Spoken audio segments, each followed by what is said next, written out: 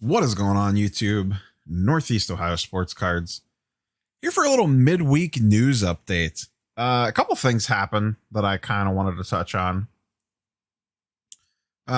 First off, being the Tatis injury, and then the Topps news. I kind of wanted to touch on both those, so shouldn't be a very long video today.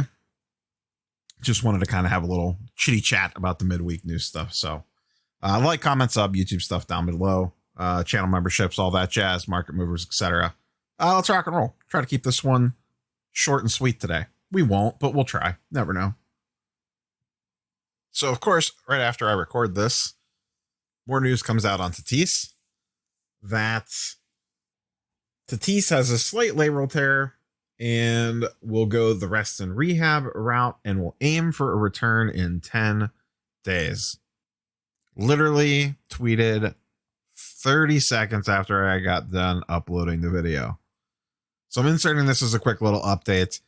In what you were about to listen to, I am running under the assumption that he was potentially going to be out for the season.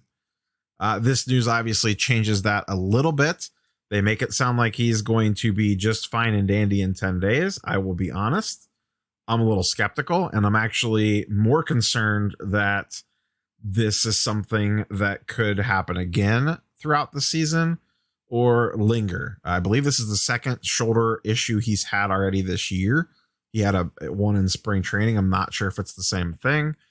So it's going to change a little bit about what you're about to hear, but I'm not sure it changes much. If anything, I'm actually more concerned about this now, knowing that he's going rest and rehab than just being out for the season, if that makes any sense at all. I just really worry that this is going to pop back up again. A lot of times when you have these subluxations like this, they tend to keep happening. And I worry that the next one's going to be progressively worse. So I guess we'll see in 10 days. So we'll see. But anyways, just kind of wanted to insert this little update here before you listen to what you were about to listen to. Otherwise, you'd be like, you idiot. He's probably not out for the season anymore.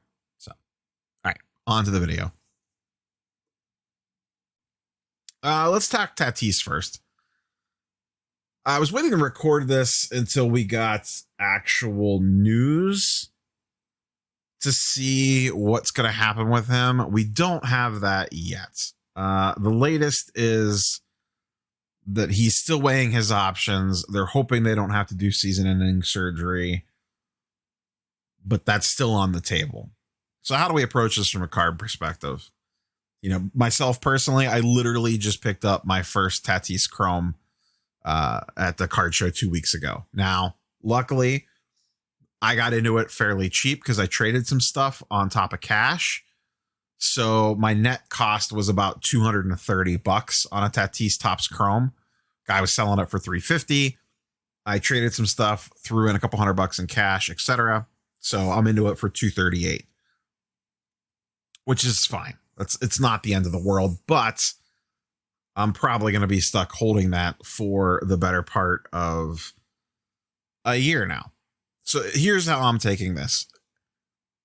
I would, if you have capital freed up, I've been tracking all the Tatis Chrome auctions and anything else Tatis that I can. And I'm looking at auctions specifically in the event that people aren't aggressively bidding on them because of the uncertainty right now. Now, that being said, I would be bidding thinking I am not going to be able to sell this for a profit until next January, February, March. If he does have to have surgery, it's probably going to be season ending. He should make a full recovery and be back ready to rock and roll for next season. No problem. But just know that any money you stick into Tatis, there's at least a chance that he's done for the year. So I'm assuming that any purchase of Tatis I'm looking to buy, I'm assuming he's toast for the season. And maybe he's not. You know, maybe you get lucky. And I don't know that I'm going to pull the trigger on anything.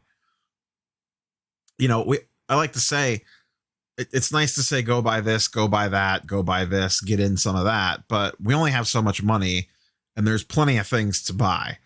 So it's a question of, is there better places to stick my money? You know, you could buy a Tatis Chrome for, let's say, 350, 300, 350. I think the recent auctions have been ending around 350-ish, give or take. There was one that ended last night. None have ended today yet, I don't think. It's hard. eBay stuff's being super wonky right now too, which is not making things any easier.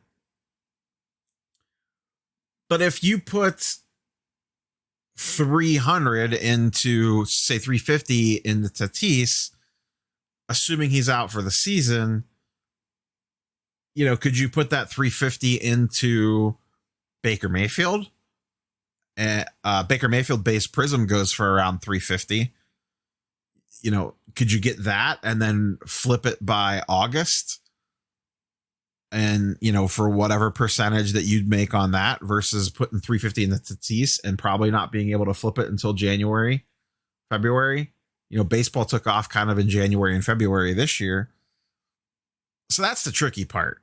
You know, there's an opportunity cost to dumping your money into him.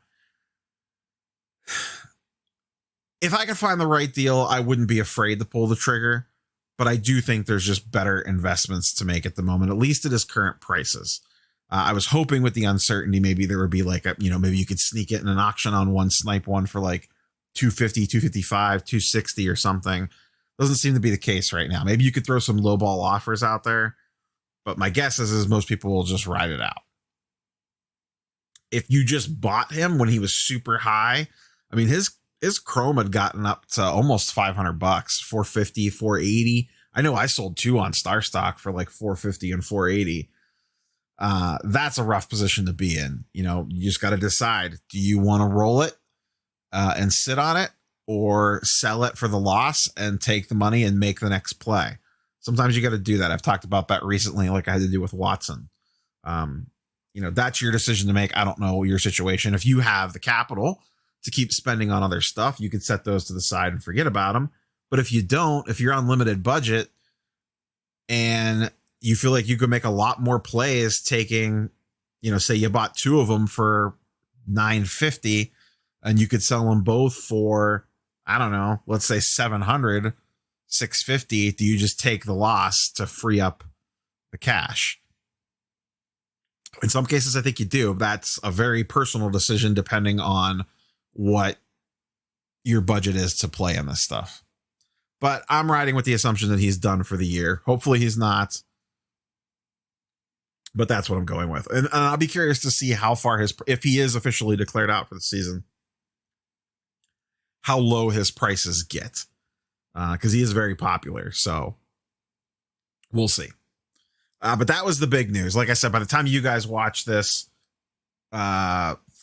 Wednesday morning, rather, there may be additional news for that. So it could date this a little bit. I waited till as late as I possibly could to record this on Wednesday.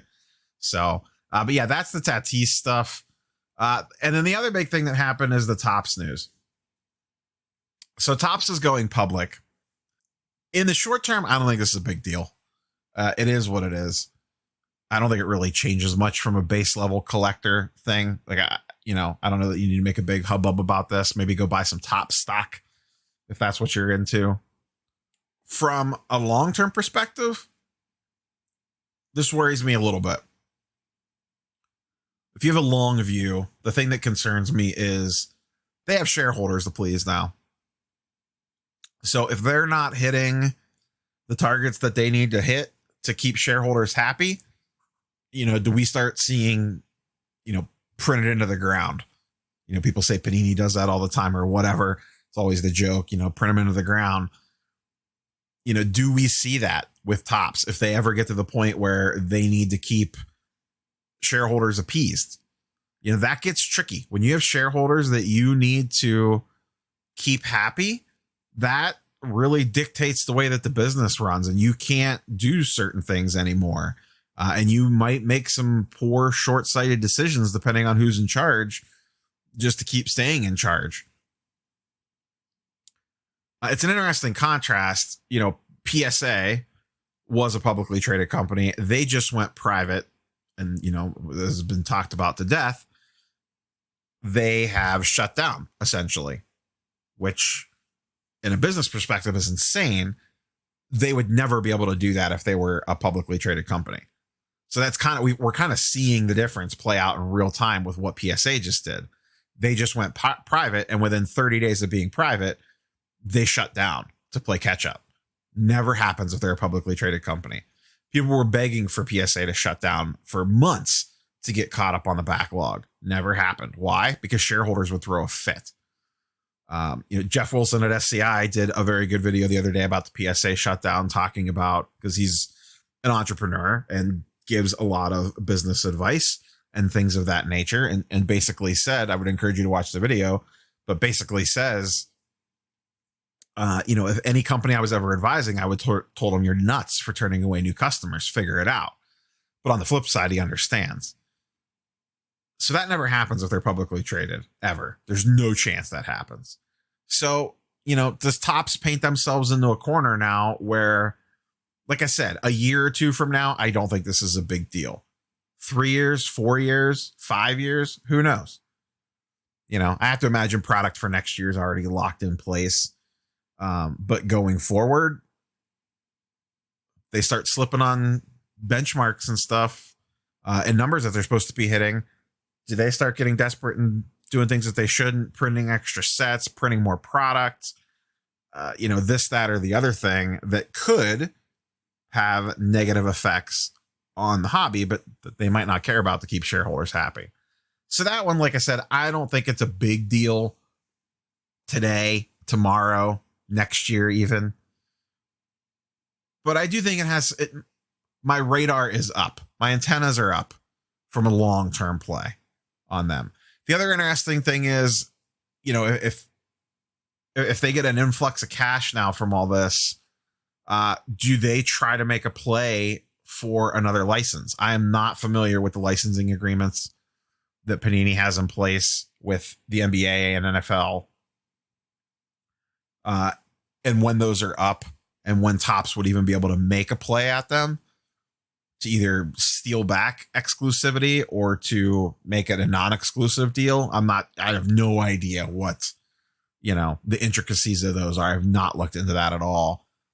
But does that come into play? When we want to see that. People talk about like junk wax era and stuff. And the thing is, right now, it's just Panini printing basketball. Imagine if you had Panini and Topps printing Zion cards. Like if Topps had free will to make whatever sets that they wanted to, and so did Panini. Imagine how many basketball cards would be on the market.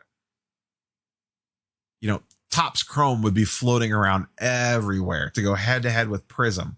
And in some cases, maybe that's good, but you want to talk about population counts and, base cards being all over the place. To me, that would be the Wild West. I understand, Panini is not the greatest, and, maybe Topps gets an exclusive license for it, and that's fine. But if all the companies are in play for a product license and multiple companies are producing basketball cards, to use as an example, that actually scares the hell out of me. I know a lot of people say that needs to happen. To me, that's when you start get worried about, are we in a junk wax era? If Topps and Panini can make basketball cards, now I'm worried. Say the deal's up by the time Bronny Jr. comes into the league. If both companies can make Bronny rookie cards, no thanks. But yeah, let me know what you guys think about Tatis. How are you handling? Big question is, how are you handling Tatis?